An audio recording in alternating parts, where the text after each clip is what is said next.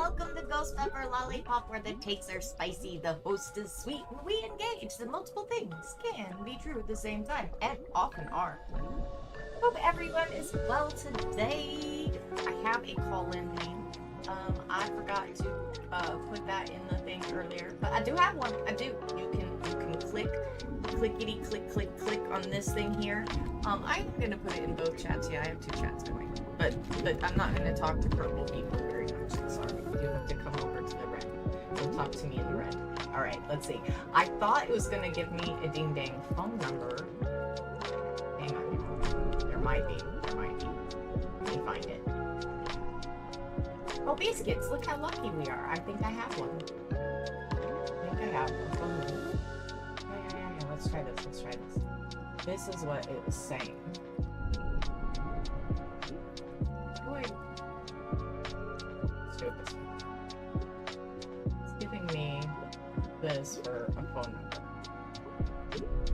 Gave me an option for Colorado or Houston, and I'm just not a Texas-y kind of gal, so let's go with Colorado. Oh, is that even right? I don't even understand how that works. I disapprove of this. I don't know. It's one tap mobile. That's not right. I will have to figure that out. It is my bad. I did not get all of the things that I thought I had together, and that's my bad. However, we do have a link. This is the invite code, the invite link, and you are welcome to click on it and join me. I was about to say us today. I might have a mouse in my pocket, maybe there's a mouse in my pocket that I didn't know about until right now. I don't know. Either way, so today I've got us some spooky DMCA free lo-fi while we get in here and say our hellos. I hope everybody had a good week. It has been an exhausting run in the current I don't even know what to call it. I don't even know. Words, y'all. Words are hard today. I'm having word things today, but we're gonna have some fun. Today we are going to have some more call-in discussion, and we're gonna kind of be focusing on like some of the basic assness of misogyny, but also like the pyramid that is misogynistic abuse, and discussing that pyramid and showing I have a thing to show for in between people calling in, or what if no one calls in, about 10 misogyny things that men don't even often realize are misogyny. We can have some fun with this. I think we can have some fun with this. It has been a big week in the world, though, of misogyny. As usual, I mean, it's kind of always a big week because misogyny is every day, and you can't walk 2 feet without stepping on some misogyny. So, it's going to be everywhere all the time. And we've had some interesting things happen in the week. Coming forward with people coming out about misogynist tales of how misogyny has affected them and harmed them. We had somebody go to TwitchCon and try to grab a femme streamer. No, not try to grab. They grabbed a femme streamer and kissed her against her will, and that's gross, y'all. That's rapey. That deserves legal repercussions. That's disgusting. Don't touch people without their permission. And if you're a man that think that's okay, you got problems. You need therapy, like badly. Like if I can be sent to therapy because they think that I need to figure out my crap, you can be sent to. I think you should. We need more misogynist reasons people get sent to therapy. No, I'm not even. I'm a little. I might be a little on. I might be having some feelings. I might be having some feelings. Anyway, those of you that are here in purple, I am not really going to engage purple today very much, but I'm going to give you a link where you can be engaged. At least not for the first hour or so that we're doing the other one. after I close out the other one, then we'll come back and I'll chat with y'all and we'll like go over how did Ghost Pepper do? Y'all are my reflection pool. The ones I trust the most. Okay, as y'all can see, I'm a little I don't know if I'm just extra nervous or just a little frazzled today, but it's okay. Here we are. The link is there if you would like to join me in discussion. I don't care. You don't have to be a man. You can be a woman if you want to join, or in anywhere in those categorizations. Gender is a spectrum. I don't care where you are on the spectrum. If you want to discuss misogyny and how it sucks, please call in. Hey, if you want to try to advocate for misogyny, I mean, I guess I can let you try to hang yourself. That's the wrong words. Bad verbiage. See how this gross verbiage just gets into our like minds, and we just say this stuff so easily. That's kind of how misogyny do. You know, it gets in your head, and you're just like, and then you're like, oh, wow, that just came out my face hole. That was not okay of me. So that was my bad. Please accept my Please accept my apology, not my forgiveness. Please accept my apology for saying that shit ass thing. That was not right of me. Very, very not right of me.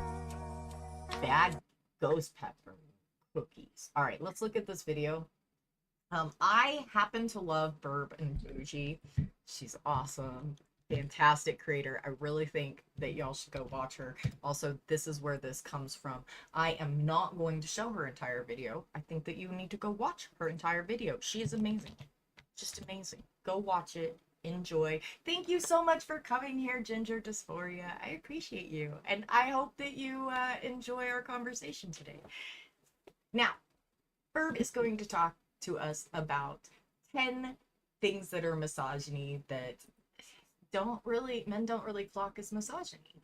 And, you know, that's part of the society and how we are desensitized to certain things. And I think that we should look at that, and that'll be what we do while we're waiting for call-ins and the like. Let's go. Now, I have put the Zoom in the chat and this video, so if anybody wants to, I really highly encourage you to go follow any creator I show, because I mean, they're worth showing if I'm going to show them. Fits what we talk about in our communities. She says, here are 10 ways men don't realize they're being misogynistic. We're going to get into this. I told her yesterday, this is amazing. I'm going to have to feature this. So let's get into her 10 ways men don't realize they're being misogynistic. And as we're going through it, or as I'm talking through it, put the number in. I am working on adjustments and figuring things out. I am new to, I don't know. I'm not that new to it. I am new to getting in the habit of adjusting it. For the way this sounds, I usually have just a playlist that plays, and I have not adjusted my audio properly. It's my bad. So please forgive me for all the adjustments that I did not do appropriately before stream. Okay, the one that you want to talk about as I go through it. Number 1, they call it pretty privilege. It's not a privilege when women have to manage male entitlement, protect themselves, and fear harm for simply existing in beauty. And the thing is, the way these standards are set up, women have to spend so much money on hair, makeup, clothes, just to fit a certain standard anyway, just to be acceptable for the male gaze, just to get.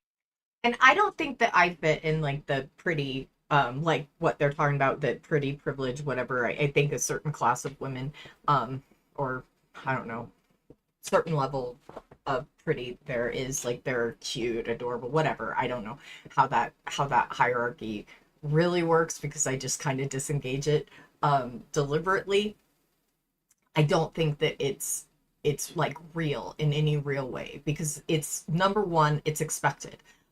Women and girls are expected to make themselves appealing looking. It's just expected.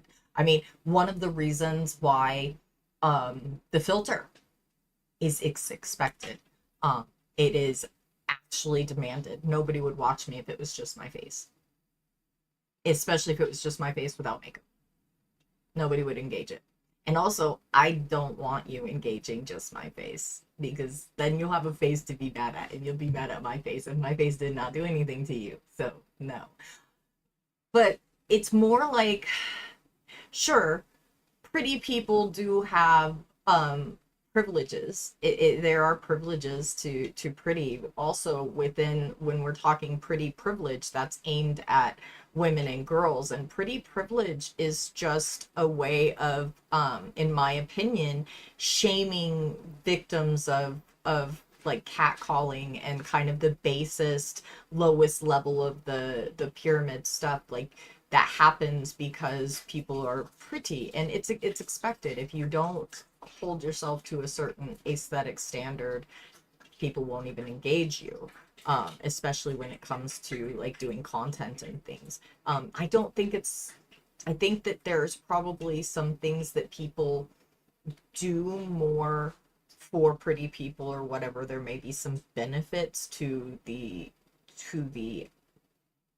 activity of working towards that aesthetic. I'm sure that I know that there are. Um, Also, it's just expected. I think it's expected, and I think that um, people that engage it do so for many reasons. I think that sometimes it is a survival thing.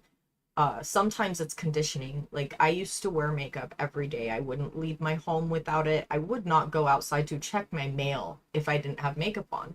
That was taught to me by my mother. Like I was 12 years old when she demanded that I begin wearing makeup because I wasn't pretty. I had to cover, whatever's under this filter because it just wasn't good enough for society to see at 12 years old. So sometimes it is a survival mechanism. Sometimes, like I said, it's conditioning, and I think often it's conditioning. Also, it's expected. And pretty women do get abused in misogynistic ways in like a very an array of them. I think that every category of women has their own special way that misogynistic abuse hits them. And I kind of want to look at that later and build our own misogynistic abuse pyramid. That way we're actually like talking about it in a real way and engaging the critical thinking of it. But I'm not sure that pretty privilege, I think that that's right. I think calling pretty a privilege, um I think that that is really misogynistic in ways that maybe I didn't even engage with before seeing this. And I agree with that. I think it is incredibly misogynistic because I think it's expected for one thing. It's also conditioned that you portray yourself in that way.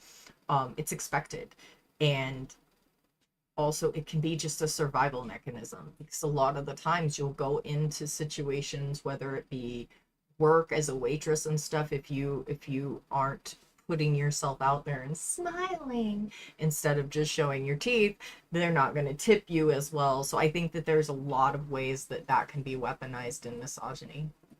Ahead in I some agree. ways. And let's not act like this And I'll doesn't rant take it a lot of time. and Oh, babble. and we talked about this from that post that I read from Reddit that was from the 4B movement, talking about how diet culture and all of that seeks to keep women busy. It keeps women tied up because we're so self conscious about our looks. All of this works together. It's not necessarily a privilege when it takes so much time and energy to do it. And it does take a lot of energy and time to engage in that practice. I mean, in the pretty stuff, like if I were to put makeup on before doing this, it would take me a fair amount of time and energy that I just don't have, which is another reason I don't put the makeup on. You get the filter, you expect a certain thing, and this is my compromise that I'm willing to give, is the filter. I am not willing to take the time or the energy to meet that expectation by putting something on my face and taking the time to do that. And I really think that that really, really is such a misogynistic thing that I never engaged, even when I was doing it every day. I don't think that I engaged how misogynistic it is to demand that of a section of society in order to accept them or engage with them. And further, to sit there and shame them and abuse them for engaging in that and say, well, because you're pretty, well, because you did all of this work, you're getting more benefits than us. I mean, I'm going to need y'all to play that back in your heads just a little bit. Number 2, reacting with rage to rejection. Ego fragility masked as hurt feelings. When men are taught their worth equals dominance, rejection feels like annihilation, and that's when the attacks start. Number 3, believing women have more emotional support. That's not female privilege, that's emotional labor. Men often avoid intimacy with other men, then envy the And envy the community women build through vulnerability. That is like, and that's why we're here. That's why we're here. It is to show you that you can build that and to give you a place to do it in a way that you're not going to be hurting one another, and to try to set the example that we need to see you go forward with, or to try to give you a space where you can build a better example, because like this abuse cycle has to stop. And I know, what right do you have? I don't. I'm just somebody that's willing to help. I'm not special. Just see things a certain way, willing to talk to you about them, willing to help you. That's it. Kind of like just, yeah, sitting in community with you, trying to help you have better engagements in your life going forward, just like I want to have better engagements in my life going forward, trying to help us, work that out together and see what we can do about it. I'm not special. I mean, I'm not trying to say, oh, I'm the one that's going to fix this. I'm not. Y'all have to.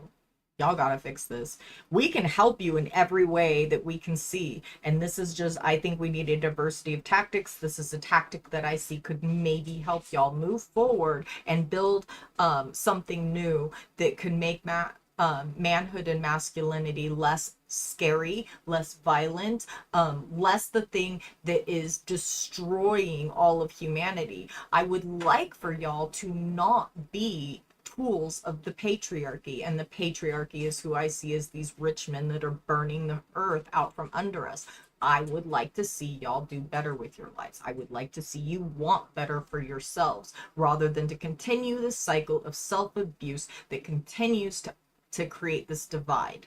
And the divide is not only between men and women. The divide is between men and queer people. The divide is between men and animals sometimes. Like the divides, these wedges that are created by this toxic masculinity are many and varied, and it's men creating the wedges between themselves and other men oftentimes, and that is deeply damaging. How can you build community and build emotional support systems when you're constantly beating each other up for sharing or being vulnerable? So you can't sit here and say women have more emotional support and then go and shame a man for sharing something with you. We have emotional support because we build the systems of support, and we have invited you into them. We have just told you we will not accept this behavior, and this behavior. And if you want to cry that, well, that's part of it. No, it's not. No, it's not. It's part of being self-abusive. If you want to continue to be those things, we're not going to allow you in our spaces. However, we would like for you to come into the spaces and be honest there as well. So if you want the emotional support that women have, come into our spaces and be honest, and not try to make the focus you, for one thing. And even better, build your own spaces where vulnerability is acceptable, where it is encouraged to be an entire person, where you teach one another and guide one another in feeling your feelings in ways that is going to help you actually process them and work through them, rather than this toxic cycle where you invalidate one another in a circle and then everybody goes and blames it on us. And it's not our fault that y'all are invalidating one another. And it's not our fault that we have more emotional support because we have learned to validate ourselves and each other. If you want validation, seek it in a healthy way. And seek it within each other. Stop invalidating each other. Stop invalidating everything you see because you want to look cool to another man. It's not gonna serve you. No, I'm babbling a little bit. And maybe I should just engage both chats. I'm trying to encourage to go to the red space if you don't mind. So yeah, I think that is just hogwash. It is complete nonsense that women have more emotional support. That's bull. Because men come into my other space all the time looking for validation and talking about things, and I give them that. I give them emotional support. So it's more that women are open to emotional support, women seek out emotional support, and women do the emotional supporting. It isn't that women have more emotional support, it's that we engage emotional support more often and with everyone. Not only in a homosocial way, we do not only engage support in a homosocial way, we engage it in a pansocial way. Women give everyone support that needs support and validation.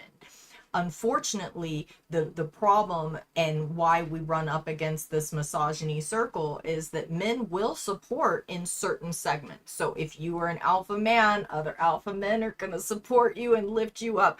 The moment that you have an issue, though, they're going to drop you off a cliff. So, decide where you want your support to come from, I guess, and if you want it to be real or not. If you really want the emotional support, though, build it, model it. Seek it honestly and encourage it in one another. It's kind of that simple. Community women build through vulnerability. We've talked about this. We've talked about how women have more stronger networks and how these dudes have friendships that are so surface level that they barely know anything about their friends and feel like it's gay to be vulnerable and show emotions to their friends. So it's not. Hey, gentlemen. What's your best friend's favorite color? What's their favorite comfort food?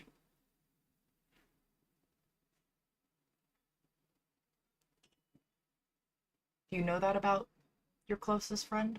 Not just that women have more emotional support, it's that women build that emotional support. Number 4, equating kindness with flirting. When a woman is warm, she's not inviting you in. She's being human. Misogyny distorts empathy into opportunity.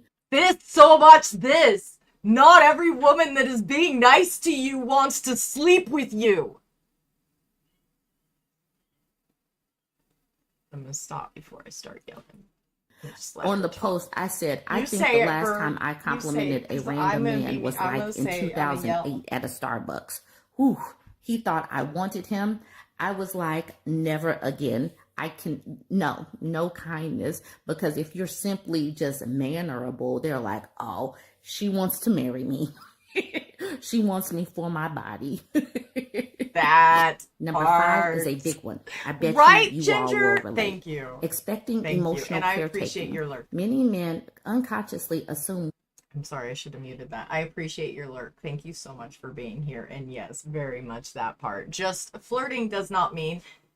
flirting is not just being nice to you, but that is not flirting. And if you wonder, just ask. I mean, a woman will tell you if she's flirting with you or not. And yeah, normalize showing that level of vulnerability, because that's actually going to get you the furthest with women, gentlemen, just so you know. The small levels of vulnerability, I probably shouldn't tell you this because y'all will weaponize that shit, but that's what gets you there.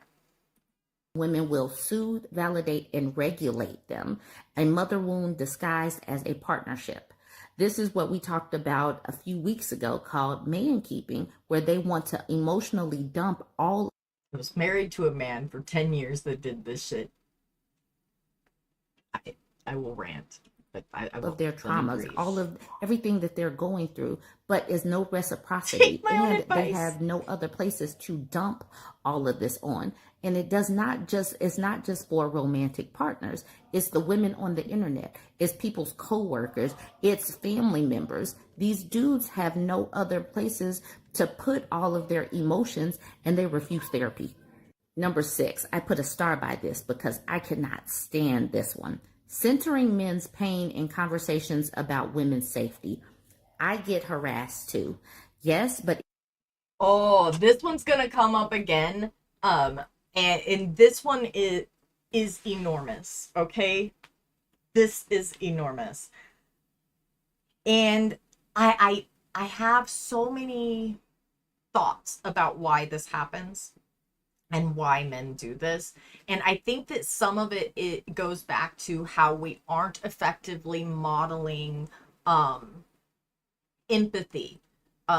So sometimes I think that some men are genuinely looking to connect in a conversation, but the ones that say, I get harassed too, that are looking for you to validate them, are generally looking to silence the woman because they know or they feel some connection to that behavior. Now, I am going to grant that sometimes there are some that are just socially inept. Some of us are. We don't all come with social skills. That's what you get. Take that and hold it. You're not going to like what I say next. Most of the time, when we see this, I get harassed too, or people are mean to me too, or whatever men choose to say, or they're not going to listen to a 54-year-old cishet white man. When you center yourselves in that way, when we're talking about women's safety and women's ability to exist in the world without being assaulted and attacked, you're begging to silence the woman because she has just done something, said something about something you feel connected to. You do that thing and you hate that about yourself, and so you say that to shut her up so that she will not talk about it and focus it on the men that do that or the man that does that or that behavior. You want that behavior to be dissipated. How do we call it? Diluted. You want to dilute the behavior into anyone can do it instead of this man and these men do this and have done this to me. So you're seeing oftentimes this relation to something that you do or have done in what that woman is saying. And that is why you are centering your pain, most likely. And I know that hurts. You don't want to hear that. It sucks. And it's real, and I'm not supposed to freaking engage this other chat, but damn, are you freaking right? Anti-material girl, like all the nails on the head. Exactly that. So when you feel that urge to center yourself when these women are talking about this thing and you feel that urge, I need you to ask yourself, am I seeing something in that behavior she's talking about that I relate to? Do I do that thing? And does it bother me that I do it? Because I think that you're going to probably find it probably bothers you that you do it. I know that when I working on unpacking my trauma stuff over the years, a lot of the stuff that bothers me about other people is stuff that bothers me about myself.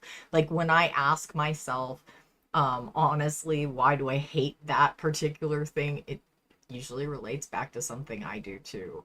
I not always, but enough times that it's worth checking. It's worth going and putting that mirror up and going, why do I hate this thing? Do I do that thing?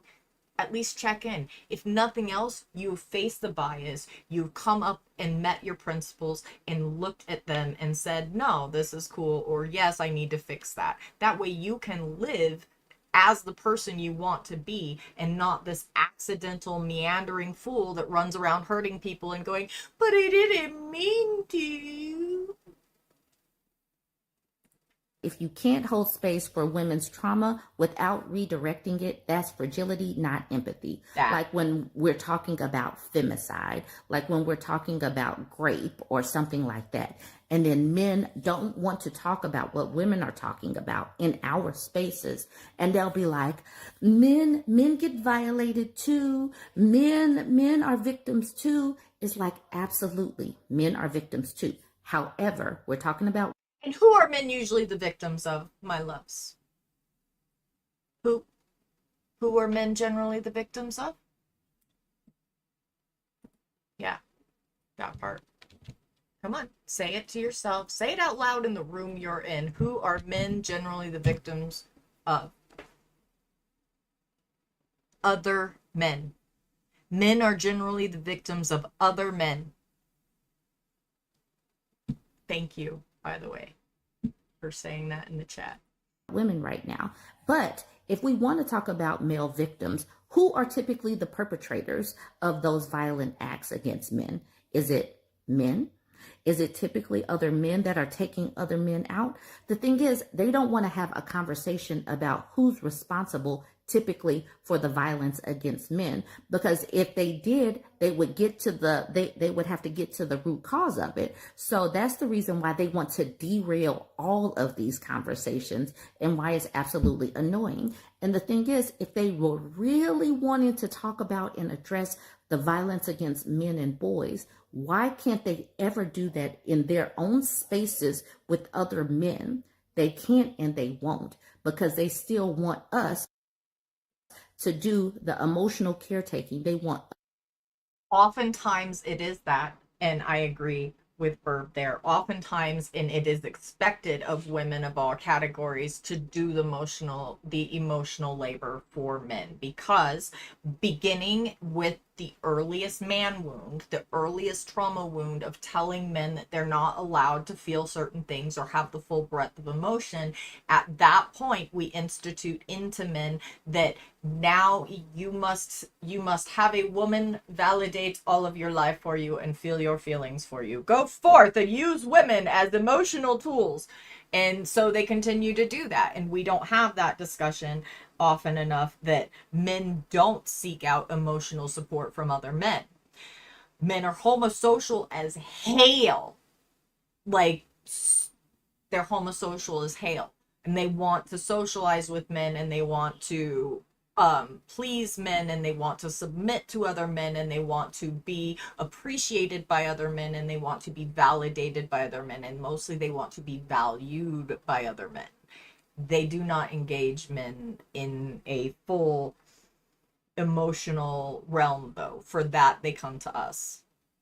For anything that has depth, they need us to regulate it for them, or they do so physically.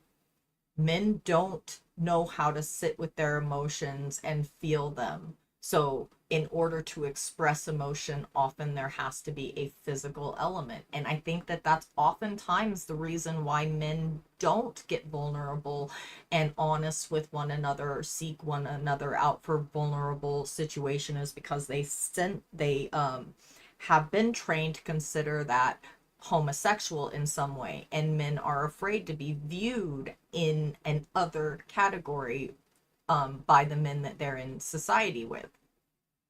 And so oftentimes they will not engage in anything that seems intimate or vulnerable with other men, because they feel like that is homosexual. And yet men are incredibly homosocial in that they look for all of the other types of validation of masculinity and behavior from men, except for the emotional. And I would really like it if there was some critical thinking done along those lines by men, and if they would be honest about having this conversation, because it really is a wound that begins so young that a lot of times they don't even know that they have this wound. And it takes feeling comfortable enough to look in that mirror and address what you see in it and change the things you see in it without self-abusing, to be willing to understand that the reason you can't just sit with feelings and you need to physically do something to express them or resolve them is because you weren't taught or had this kind of vulnerability modeled for you, because other men said that you shouldn't. Other men said, no, this little boy has to be tough and strong. It is other men that built this system that says that the only feelings that men are allowed to have are anger and resentment and jealousy and rage. It is other men that abuse men generally. Now keep in mind, I know that people abuse people. However, I want you to look at the stats. I don't want you to sit here and be like, Ghost Pepper, but, I'm in my feels. Ugh. Look critically at this. Because if you want to fix the situation, if you want to actually be able to be happy and feel fulfilled, you're going to have to face these things. You can choose not to. You can choose to go through the life being emotionally stunted. That is a choice you can make. It is ridiculous beyond all reason, but it's a choice that you can make. Us as women to do the work. All right, so number 6 is one of them that really irked the hell out of me. I know we're going to relate to number 7, romanticizing traditional roles. You don't want tradition, you want control, because true partnership requires shared control and somebody to do all of the household labor for you. You also want a mom that you get to have sex with. Power, I said what I not said. Servitude. We've talked about this. All they really want is a wife appliance, bang maid, and incubator, and that's it. They want you to be a utility to them. They do not want a partner. The roles serve them, because all of that is in service of the men. And any of y'all straight women that think that you want to go get involved in a marriage, you really need to go talk to other married women. And not these ones that got married last year, okay? They don't have a freaking clue. I was married to a man for 10 years. Come talk to me. I will tell you the truth. Don't listen to these damn fool men or these women that are so in love with their husbands they can't see fucking up from down. They don't stay that way. I said what I said, come for me. Number 8, mocking feminism while benefiting from it. You like women with jobs, independence, and ambition, but resent the movement that made it possible.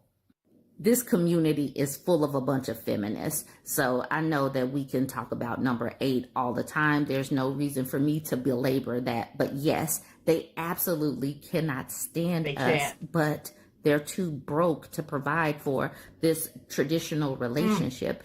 They need submissive providers. They need women to just bring in the money and act like they didn't bring in the money, but also still cook, clean, and do all of that other stuff too. They want you to do all of that.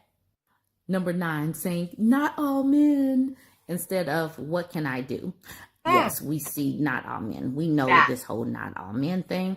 She says defensiveness protects ego. Accountability protects women. So y'all can belabor that one in the comments. We have enough examples of the whole not all men. Oh, we can belabor that one for just a minute more while I make a mess over here. We are going to belabor that point for a minute. Y'all know I won't say not all men. I will not. I am not giving you that. And there are multiple reasons. Number 1, it is fucking misogyny. It is misogyny. Start to stop, up to down. It is misogyny. To demand that, require that, and want that, it is misogyny. Also, it is fragility. And it goes back to that original wound. It goes back to the original wound where people said, you're not allowed to feel this thing. You're not allowed to have this breadth of emotion. It goes back to that original wound. And one of the things that I have learned and that I believe strongly in through doing my own trauma work is that self-validation, learning to validate yourself and give yourself the things that the world isn't giving you, or the things that you need, the engagements that you need in life. So okay, oftentimes, I'm sorry, I'm trying to think of one and it slipped, but here we go. Oftentimes women will have especially when they're young teenagers and stuff. They'll have their very painful periods, these cramps and things, and it can be horrendous, like devastatingly horrendous to feel. And not all women have that level of pain. Also, this is a thing that happens every month, so people are just expected to get used to it, and that's just normal. And men will downplay it and act like it's nothing, like there's nothing to it. And so oftentimes we have to learn to talk ourselves through that pain. As AFAB people, we have to learn to um, tell ourselves ways to deal with it that make us feel better about it. Like, this is just, it's a normal thing that happens. We validate us. The whole world is telling us, get over it, get used to it, it happens every month, it's not that big a deal, it isn't that bad. And yet most of y'all can't handle level 3 of the period stimulator. Pansies. But we're told to just deal with it. And so we don't get validated. We don't get told, wow, that sucks, that has to be so hard. We don't get told all of the good cushy things. We have to learn to give ourselves that. And we're very young when periods start generally, y'all. This is a puberty thing. And so there's still this adolescent mind going on, and still we are having to learn to validate ourselves. That is a trauma thing, whether people want to acknowledge it or not. Devaluing the pain of children is traumatizing to children. Period. End of story. I said what I said. Take it for what it is. You can bitch at me in the comments if you like.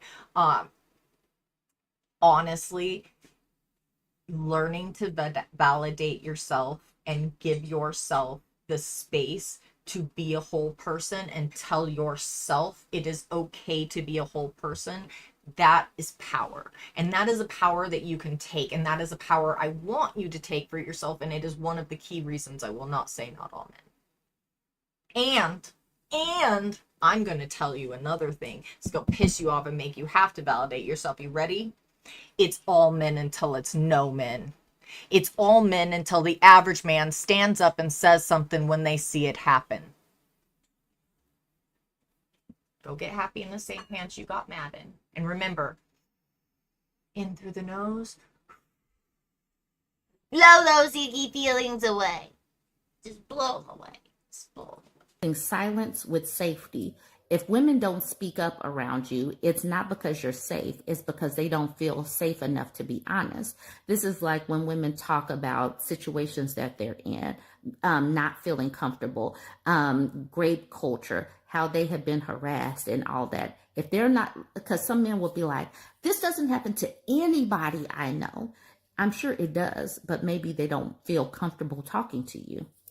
She says, I think it also comes into play when men, that part also comes into play when men say they don't know anyone like that when we're talking about rapists and pedophiles and stuff. I don't know anyone like that. No one I know is like that. Really? I'll refer you back to a few videos ago. Oh my goodness, Gravy! Thank you so much for being here, Brandon. Thank you so much. Yes, please like the video. Please, please, please. This is not always, I don't know. I'm learning to do this better. I hope I get better at it, and I hope that I create a space where people just feel open to talk about these things and be honest and have hard conversations. Because these conversations aren't easy. And I'm not here to shame all men. I just want men to think more critically and engage in more honest, less insecure ways so that we can improve society as a whole. Because I really do believe that the things that we're talking about, the everyday misogyny, how basic it is, how average it is why we're dealing with the situations like with Schittler and the Schnazi regime that is shitting all over all of our cities right now. By the way, all of you out there and my frog friends, thank you. Yeah, thank you. We appreciate you. We appreciate you, and we are so sorry that the schnazzies are schnotching all over you. Thank you for standing up for us.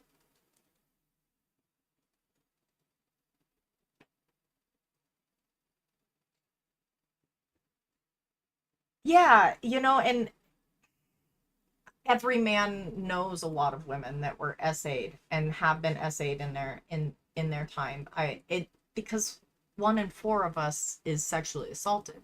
And so I don't think that there really can be a man that doesn't at least tangentially know a woman that was essayed. And it really does go to what we're talking about in this, how basic misogyny is, and how there are these easily 10 methods of misogyny that men probably don't even associate with misogyny. And like that, I think that there's even a lot of women that don't, because I know that when before I started being willing to face my biases and really unpack the ways that I had internalized misogyny, and I still come up with ones now, but there some of these didn't even hit for me at first because they're so normalized. They're so everyday, and we just trip over them everywhere we go that you just kind of block those out. And so those low level, bottom of the pyramid misogynies often are just a thing that happens in society. It's just a thing that we get used to. And I think that that's really sad because those things really do, like we've been discussing with the pyramid stuff, those things really do level up. There really are levels, and every time we excuse one behavior, we're escalating to working on excusing the next and the next and the next. And while not everyone will excuse every behavior, enough people have excused the bottom of that pyramid that it's just so normal you can't even go in society without experiencing those things.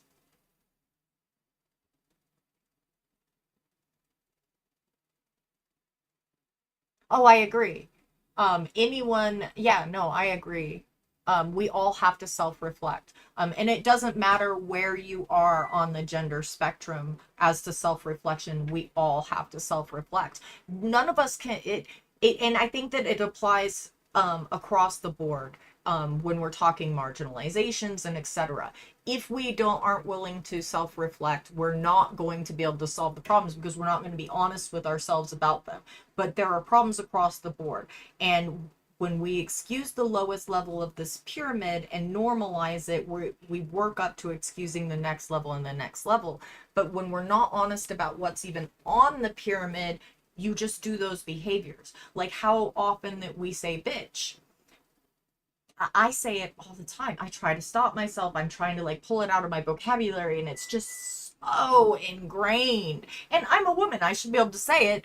And it's still damaging. When I say it, I'm still not saying it in an empowering, delightful way. I am saying it in a demeaning way. I am saying it in a way that is meant to shut somebody up. And that's not acceptable. That's misogynistic, and it's an internalized misogyny, because whether I like it or not, whether any of us like it or not, we were raised in a white supremacist, misogynist society. And so we all have all these things to unpack. And until we're willing to get together and really have these hard conversations and be honest and willing to unpack them, we're going to keep running up against our own mistakes in our relationships and in engagements with each other. And as an autistic person, I didn't come with people skills. I have to work on it.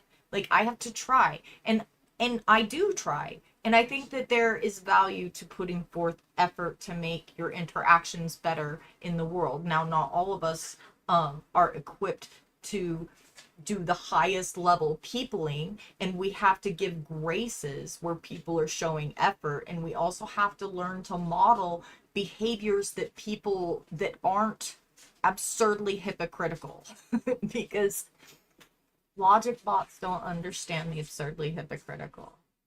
We can't just look at that behavior and go, oh, that's how you do it, because if it's hypocritical, we just go, that doesn't make sense, I don't want to do that, and exit stage left. That's just a little FYI on how my brain personally works. If it don't make sense, I don't want to engage it.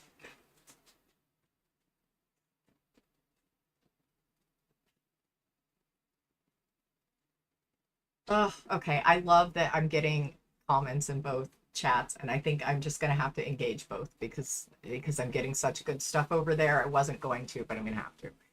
Because y'all are saying too many great things for me to not engage with y'all. I love y'all. Thank you for being here. This is hard, and I am gonna come over to Purple fully here in about probably 9 minutes.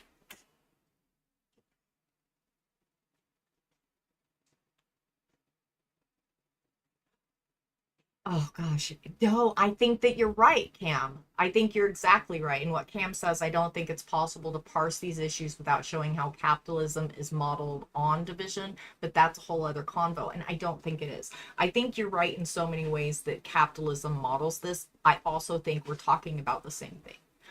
We are talking about the patriarchs at the top of the food chain that use people's behaviors and use society to get their needs met or their whims met or whatever. We're talking about the actual patriarchy. We're talking about when I'm talking about the behaviors that are a problem, I'm talking about them being a problem for all of humanity.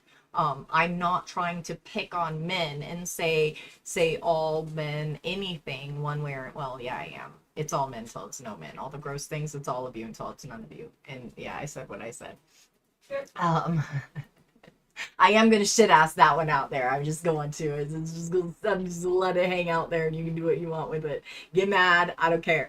I think that it all does go back to these top level whatever, these people at the top of the hierarchy that have contributed to all of these things being this constant circle of bad behaviors that keep coming back around. Every time there is a bit of equity, this will come back around. So the worst people will just exhibit the worst behaviors over and over again. And it is tied back to capitalism. I believe the patriarchy is tied back to capitalism. So I think you make a good point there. Also, all of those misogynistic behaviors and stuff that men engage, all of those toxic behaviors, the conquer theory and looking at certain genocides as brilliant military theory and all of this nonsense, that's the same circle. It's that same misogynist circle, and it also hurts everyone because those people that we're talking about that are using these behaviors, that are using these toxic things to keep this circle circling, the people that benefit the most from it, the people that are using men to hurt everybody else, are the patriarchs. They are the capitalists. They are the billionaire class, in my opinion. So I think you make a great point. I'm so sorry I'm so babbly today, y'all. I am very, very, my mind is all over. I apologize if I've been way too babbly or off the rails.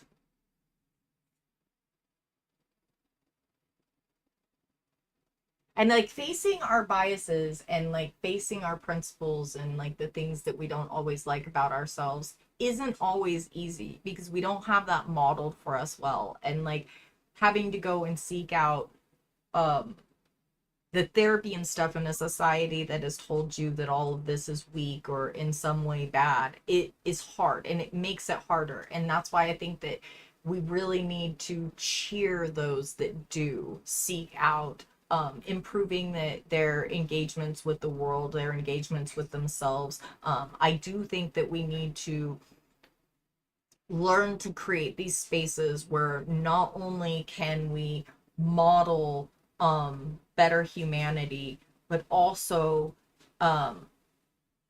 give people places to practice and stretch accountability, like personal accountability. Like I usually say things out loud. If I need to be accountable to them, I will say them out loud.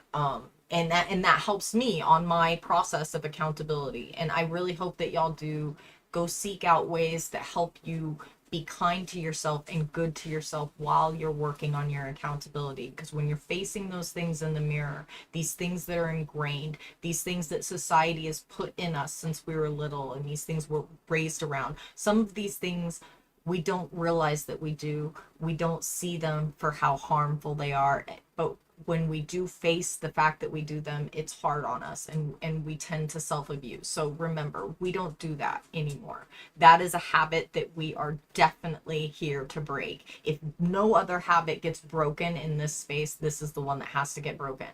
You cannot self-abuse.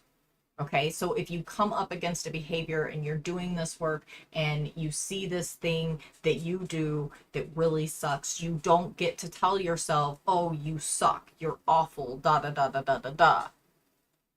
And if you do say, oh damn, if I go, oh shit, Ghost Pepper, you fucking suck, how are you doing that? Now I owe myself two good things. Now I owe my subconscious, who I just abused, two nice things. And that's what you do now. So if you say, oh, well, self, you suck. You did this thing and you suck. Well, now you have to tell self two good things. Because that, I think, is one of the ways that we break this cycle.